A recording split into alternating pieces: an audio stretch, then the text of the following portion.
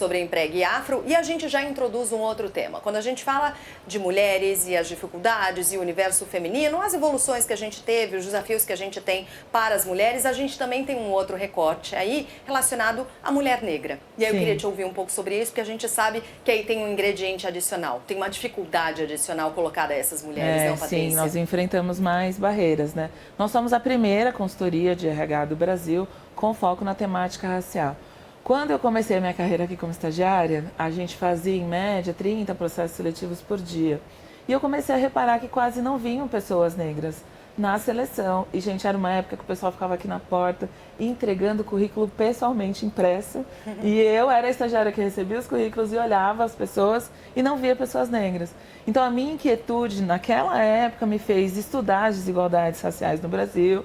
E depois de ficar 12 anos, né, fiquei aqui 2 anos, depois fiquei mais 10 em outras empresas. Depois de ficar 12 anos no RH, eu decidi criar a consultoria para impulsionar empresas a contratarem pessoas negras e preparar as pessoas negras para os processos seletivos.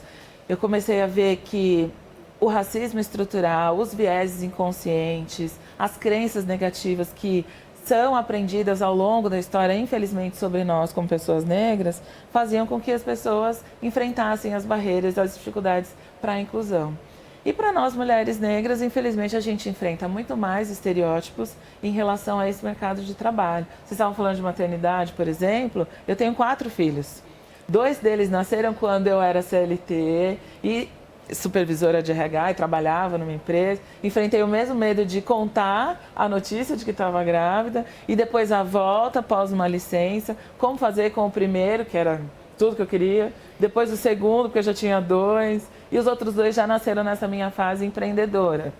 E que também tem todas as demandas e as dificuldades de conciliar o tempo, mas com toda certeza aprimorei as competências. Gestão de crise, de conflitos, de gestão financeira. Nossa, a gente aprimora muito, mas os olhares de preconceito sobre mãe, sobre mulher, sobre ser negra, sobre ter origem periférica, sobre os tipos de cabelo, tudo isso a gente, como mulher negra, continua enfrentando, infelizmente, todos os dias, né? Sim.